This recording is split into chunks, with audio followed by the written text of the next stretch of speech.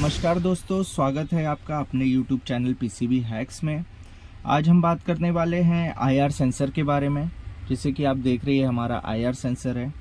आज हम इसी टॉपिक पे बात करने वाले हैं। अगर आपका एसी या कोई भी इलेक्ट्रॉनिक डिवाइस जो रिमोट से काम नहीं कर रहा है तो हो सकता है आपका आईआर सेंसर ख़राब हो, लेकिन इसे कैसे चेक करें आज हम इसी टॉपिक पे इस वीडियो में हम बात करेंगे। आईआर सेंसर हमारा कैसे काम करता है, आईआर सेंसर को कैसे टेस्ट करना है, अगर रिमोट से सिग्नल नहीं भेज रहा है या पीसीबी रिसीव नहीं कर रहा है तो हमें क्या करना है। तो चलिए बिना टाइम गवाए हम वीडियो को शुरू करते हैं।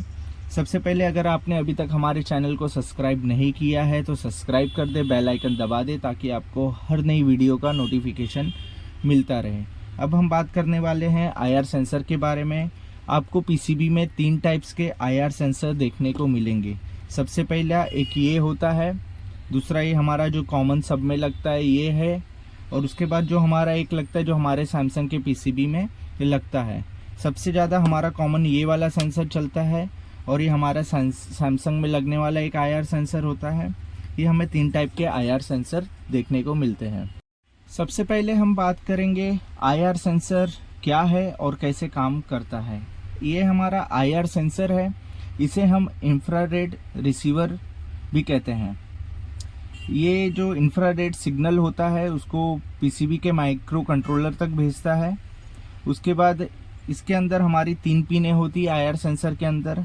एक हमारा वीसीसी होता है जो हमें 5 वोल्ट सप्लाई मिलती है इस आईआर सेंसर को चलने के लिए। एक ग्राउंड होता है और एक हमारा आउटपुट सिग्नल होता है जो एमसीयू तक जाता है।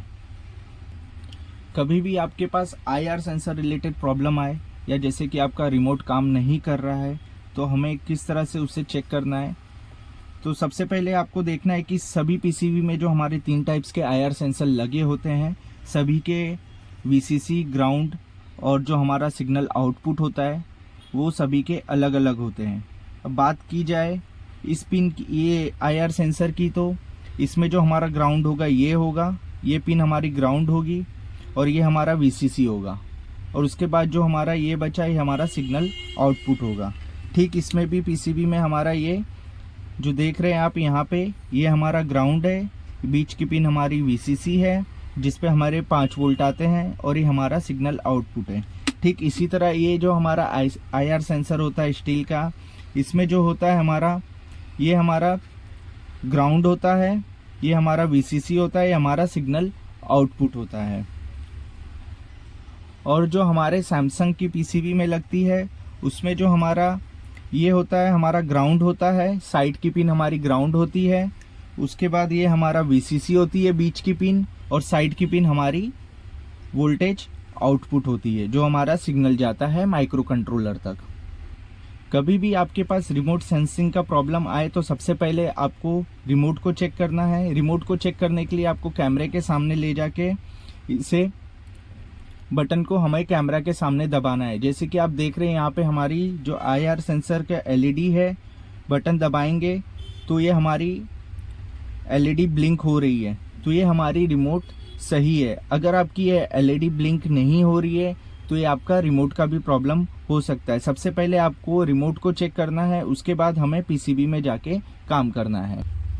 अब हम देखेंगे कि आईआर सेंसर को हम मल्टीमीटर से किस तरह से चेक करेंगे। अब हम इस पीसीबी को मल्टीमीटर से हम इस आईआर सेंसर की टेस्टिंग करेंगे।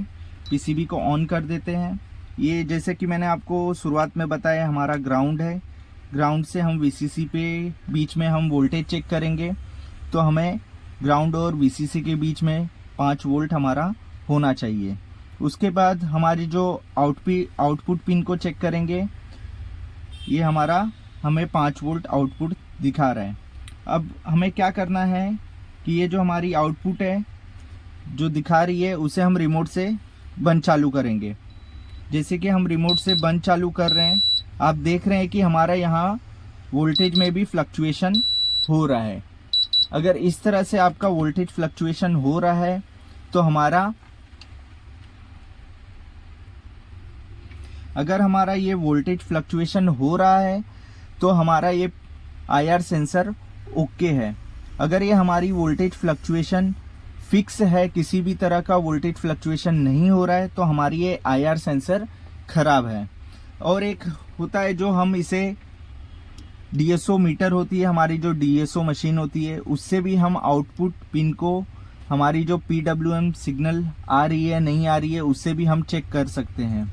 अगर आपका DSO से आप चेक करते हैं, अगर आपके आउटपुट जो PWM सिग्नल होता है, अगर वो सिग्नल नहीं दिखा रहा है तो हमारा सेंसर खराब है, अगर वो सिग्नल दिखा रहा है तो हमारा सेंसर ओके है। एक होता है हमारा सबसे आसान तरीका होता है हमारी VCC और ग्राउंड चेक करने की। ये हमारी सैमसंग की PCB है, ये हमारी ग्राउंड थी, हमारी VCC थी। अगर आपको इस तरह का हमें कैपेसिटर PCB के अंदर देखने को मिलता है, उससे हम हमारी कंटिन्यूटी चेक करेंगे। इसको हम ओहम रेंज पे, डायोड रेंज पे रख देंगे। डायोड रेंज पे रखने के बाद ये हमारी ग्राउंड थी, ग्राउंड को हम कैपेसिटर के ग्राउंड से चेक करेंगे तो आप देखेंगे हमें बीप का साउंड आ रहा है, तो ये हमारा ग्राउंड पिन हो गया। उसके बाद हमारा एक VCC होता है, जो VCC, ये हमारी VCC हो गई। VCC को चेक करने के लिए देखेंगे आप, ये हमारा VCC हो गया, ये हमारी VCC है। और इसके बीच में एक आप देखेंगे सबसे कम वैल्यू की रजिस्टर लगी होती है, सबसे कम वैल्यू की रजिस्टर होती है। इस PCB में आप देखेंगे 47 ओम्स की रजिस्टर लगी हुई है।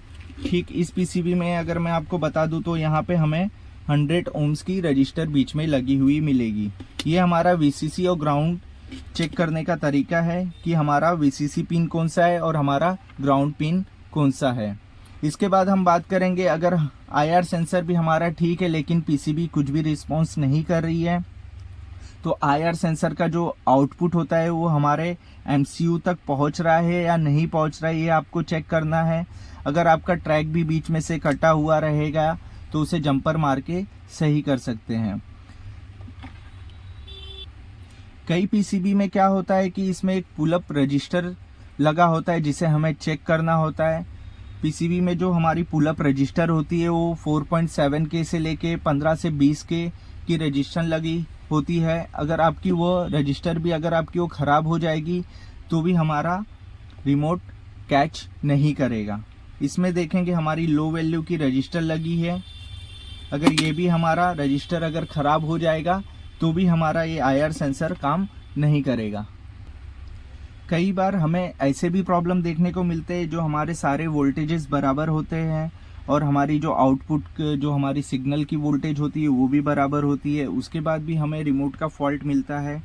क्या होता है कि कभी कभार हमारे जो टेक्नीशियन होते हैं या कस्टमर होते हैं हमें जो गलत रिमोट दे देते हैं। अभी इस PCB में क्या प्रॉब्लम था कि हमें जो रिमोट दिया गया था वो हमें गलत रिमोट दे दिया गया था। जैसे कि आप देख रहे हैं ये रिमोट हमें दिया गया था। अभी इसमें जो लिखा हुआ है आप देख सकते, कभी भी आप जो आपका ओरिजिनल रिमोट है उससे मैच करें कि ये जितने भी इस पे लिखे गए हैं सारे वही लिखे हुए हैं या नहीं। और इसमें लगता है ये रिमोट हमारा लोएड का, ये रिमोट जिसमें हमारा डिस्प्ले स्लीप स्विंग, ये रिमोट भी काम करेगा।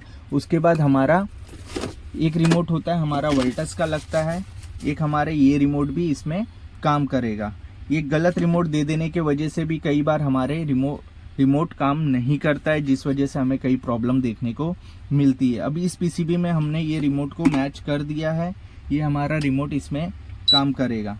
जैसे कि आप देख रहे हैं हमारा रिमोट अच्छे से वर्क कर रहा है, बट ये रिमोट हमें इसमें लगाएंगे तो ये रिमोट हमारा कैच नहीं करेगा। आप देखेंगे कि दोनों रिमोट दिखने में पूरी तरह से सेम है, कुछ भी फ़र्क नहीं है, बट ये हमारा रिमोट काम नहीं करता। एक बार आपको मैं ये भी टेस्ट करा के दिखा देता हूँ। ये हमारा वो रिमोट है जो हमें टेक्नीशियन ने भेजा था। जैसे कि आप देख रहे हैं किसी तरह का कुछ भी काम नहीं कर रहा है। दिखने में ये दोनों रिमोट बिल्कुल सेम है, बट एक दूसरे में मैच नहीं होते हैं। अब मैं ये रिमोट से आपको टेस्टिंग करा के एक बार दिखा देता हूँ। इसका हम सेल रिप्लेस करके दूसरे रिमोट में लगा देते हैं। अब यही रिमोट हम इसमें लगा के सेल